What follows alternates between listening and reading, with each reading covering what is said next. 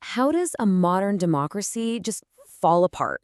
Not from some big invasion, but collapsing from the inside out. Today, we're going to break down, step by step, how Germany's very first democracy, the Weimar Republic, completely crumbled and paved the way for one of the most brutal dictatorships in all of human history. So, let's dive in and see just how it all went down. Just think about this for a second. Between 1918 and 1933, Germany had 16 different chancellors. That's a new leader pretty much every single year. And look, that number, it's not just some dry statistic. It's a massive red flag, a symptom of a country in total nonstop crisis.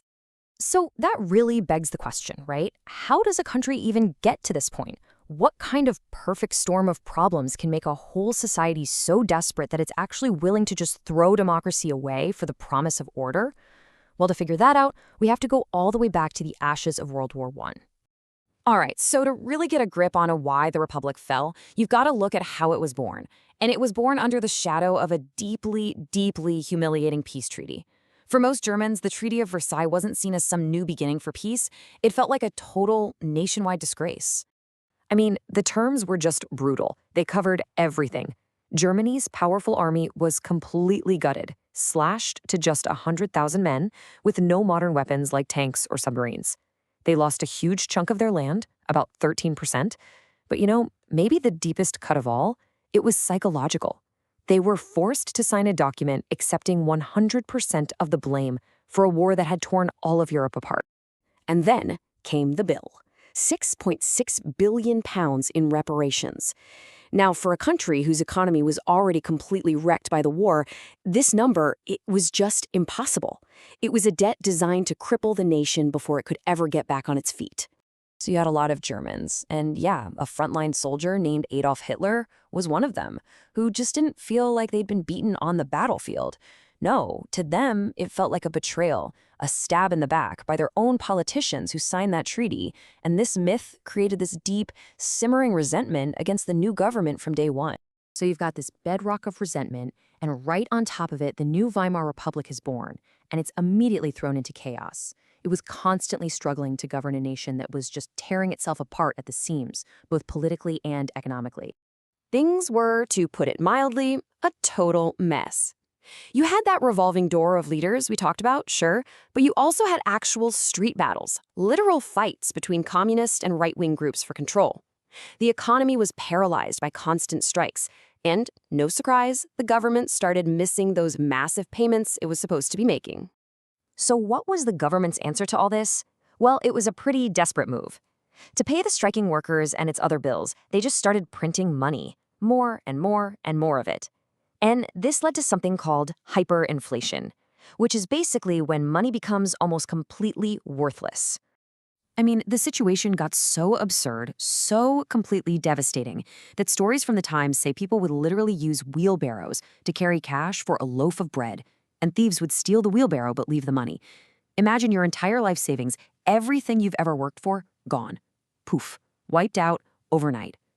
This absolutely destroyed any faith people had left in their government. Now, when you have this much chaos, extremists start to see an opening.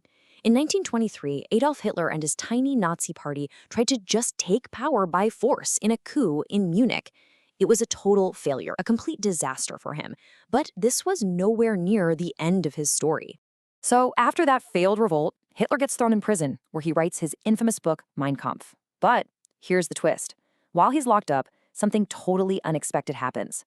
Thanks to a flood of American loans, the German economy actually starts to recover. This period, from 24 to 29, is called the Golden Years. People are working, life is better, and extremist parties like the Nazis, they become a total joke. They're on the absolute fringe, pulling in less than 3% of the vote in 1928. Nobody's taking them seriously. Just look at this. The contrast is absolutely staggering. In 1928, during the good times, the Nazis are basically irrelevant. 4 years later, after another crisis hits, they're the biggest political party in the entire country. So what on earth happened in those 4 years? Well, the answer came from thousands of miles away. It was a single event that would completely seal Germany's fate, the 1929 Wall Street crash, which kicked off the Great Depression. See, that whole German recovery, those golden years, it was all built on a house of cards. And that house of cards was American loans. When the US stock market crashed, those loans got called back like overnight. Germany's economy didn't just stumble, it completely imploded. They were hit harder than pretty much any other nation. The party was over. Okay, so when people are this desperate, they start looking for extreme answers. And in Germany, there were basically two main choices on the table: the communists and the Nazis. But the Nazis had one thing the communists didn't: a single charismatic leader with a very clear, very simple, and frankly, very hateful message that a lot of desperate people were ready to hear. And the result? It was a political earthquake. In the 1932 elections, the Nazis won 214 seats. Suddenly, they're the biggest party in the country. But, and this is key, they still didn't have absolute power. Not yet. That was the next and final step. And this is the really chilling part. Hitler didn't seize power in some violent revolution. He was given it. The final act was this slow, methodical takedown of democracy from the inside, and almost all of it looked perfectly legal on the surface. The old guard, the conservative politicians and powerful business leaders, they made a fatal mistake. They didn't like Hitler, not at all, but they were absolutely terrified of the communists, so they talked the elderly President Hindenburg into making Hitler the chancellor. They thought they could control him. They were catastrophically wrong. And once he was in, things moved fast. It was like a checklist for destroying a democracy. First, the German parliament building mysteriously burns down. Hitler immediately blames the communists and uses the panic to get emergency powers. He uses those powers to arrest thousands of his political opponents. Then, with them out of the way, he passes something called the Enabling Act, which basically let him make any law he wanted without asking Parliament. And right there, that's the moment democracy officially dies. Next, he purged rivals inside his own party.